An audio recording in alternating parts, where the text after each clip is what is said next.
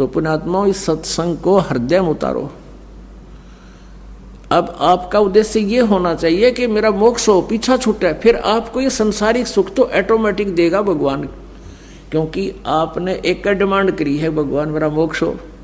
तो मोक्ष के लिए तो भक्ति करनी पड़ेगी आपने, और भक्ति प्राणी तभी कर सकता है जब उसको उसका मन टिक जा। मन कब टिकेगा? जब आपकी जो कंपल्सरी रिक्वायरमेंट हो और जिसके कारण ये मन दौड़ता है इधर उधर, वो पूरी हो जाएगी। जैसे कोई टेंशन बना लेता है, टेंशन होगी मेरे, अब उस टेंशन का समाधान ये है कि परमात्मा के ज्ञान से आप ये समझें पहले कि इस जो टेंशन तुम बना रहे हो ये कितनी आवश्यक है, और फिर परमात्मा उस टेंशन को जो आपके भक्ति में बाधक है उसको ठीक कर देगा। फिर आपका कितना गदगद होगे, कितनी भक्ति में रुचि बनेगी। तो आप ये मांगोगे कि मैंने परमात्मा मोक्ष दो, तो फिर परमात्मा का कर्तव्य बदल जाता है। वो फिर आपको मोक्ष के लिए ही तैयार करता है, और फिर आपके उस मोक्ष मार्ग में जो बाधाएं आती हैं ऑटोमेटिकली उन दुखों को दूर करेगा, अगर वो आवश्यक होंगी। और ये जो यहाँ की डिमांड है, मेरे कार हो जा, कोठी हो जा, बेटा हो जा, बेटी हो जा, उच्च पोस्ट बन जाऊं, प्राप्त हो जाऊं, एमएलए बन जाऊं, मंत्री बन जाऊं, प्रधानमंत्री बन जाऊं, ये मन की बकवाद है, ये परमात्मा नहीं सुनता। क्योंकि परमात्मा उन चीजों को आपको देगा जो आपके इस जन्म मरण के रोग के नाश करने में बाधक ना हो। जैसे किसी का हाई ब्लड प्रेशर है और वो नमकीन पकौड़े मांगे और खूब जोर दे रहा है, रोवर पा पीटे, पर घरवाले को नहीं देना, डॉक्टर लाउड करे, किसका प्रत्यक्ष मौत ऐसे।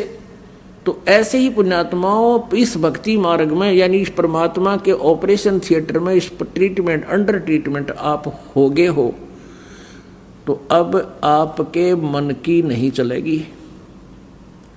आपको वही वस्तु देगा भगवान जो आपके इस जन्म मरण के रोग के नाश में बाधक ना हो। ऐसी वस्तु नहीं देगा जैसे ब्लड प्रेशर में और नमकीन पकौड़े विष है उसके लिए। तो ऐसा विष आप डिमांड भी करते रहोगे, प्रभु नहीं देगा। आइयो से मत आइयो, क्योंकि हमारा उद्देश्य यहाँ आपको सेठ बनाना नहीं, इस भौतिक सेठ बनाना नहीं, आध्यात्मिक सेठ बनाना है हमारा उद्देश्य। और परमेश्वर कबीर जी कहते हैं, कबीरा सब जग निर्धना धनवंता नहीं कोए, और धनवंता सो जानियो जिस पर राम नाम धन होए। और अन्य सुख तो आप ही होंगे। जैसे किसान का प्रथम उद्देश्य होता है गेहूं बीजने का, कि मेरे परिवार और मेरे को अन्न प्राप्त हो, उसका उद्देश्य अन्न प्राप्त करना होता है, भूसा नहीं। वो भूस प्राप्त करना नहीं होता, जो कि गेहूं प्राप्त करने के उद्देश्य से जो प्रोसीजर अपनाया गया, बीज बीजा गया गेहूं का, तो भूसा तो अपने आप मिल जाता है। तो पुण्यात्माओं, संसारिक सुविधाएं, यहाँ का सुख, इस काल के लोक का, ये तो भूसा समझ लो, और मोक्ष समझो गेहूं। तो गेहूं के उद्देश्य से, टारगेट से यदि तुम ये बोओगे, ये भक्ति बीज बोओगे और साधना सत्य करोगे, तो आपको यहाँ संसारिक सुख तो बिना मांगे होंगे। और जिसने उद्देश्य ही घास फूस बनाना के लिए बीज बो रखे हो, तो कच्चा काट लेगा उसने, वो घास चरा लेगा, आप भूखा मरेगा। फिर जो घास है वो पशुओं के लिए है, अपने लिए नहीं, अन्य प्राणियों के लिए है। तो पुण्यात्माओं, जो संसारिक सुविधाएं हम मांगते हैं ये हमारे लिए नहीं।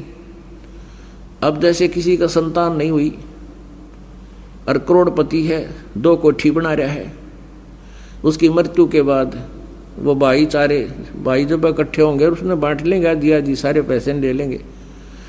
तो वो किसके लिए वो गया भूस? वो अपने लिए नहीं था। अपने लिए तो हमारे लिए केवल मोक्ष प्राप्ति का वो सत साधन है। और उसके साथ साथ हमें मोक्ष उद्देश्य लेकर हम चलेंगे तो संसारिक सुविधाएं भी पैरेलल होंगी ही होंगी, ये तो हो ही नहीं सकता। तो पुण्यात्माओं, हमारे अंदर एक ऐसा प्रभाव है कि जिसका संतान नहीं उसकी एक करट हो, भगवान संतान दे दे, भगवान संतान दे, मोक्ष मेरा बेशक ना हो, फिर उस व्यक्ति को यहाँ आने की कति जरूरत नहीं, ये सत्कर मान लियो। और जिसके पास जिसका कर्जा है, धन नहीं है, वो केवल एक उद्देश्य लेकर आया है, मेरा धन हो जा। ठीक है, हम प्रथम बार जो आता है उसको सांत्वना भी देते हैं, वही भक्ति करते रहो, सब ठीक हो जाएगा। बिल्कुल आपके पास धन भी होगा, आपका संतान भी होगी, यदि परमात्मा आवश्यक समझेगा। क्योंकि हम इस तत्व ज्ञान से कति अपरिचित हैं, इसलिए हम परमात्मा के उस वास्तविक मूल मंत्र को ना चाहकर, मोक्ष को ना चाहकर संसारिक सुविधा चाहते हैं। और परमात्मा कहते हैं झूठे सुख को सुख है, ये मान रहा मनमोद, ये सकल चबीना काल का, कुछ मुख में कुछ गोद है। तो हमने एक ही डिमांड करनी चाहिए परमात्मा पाने की, मोक्ष कराने की।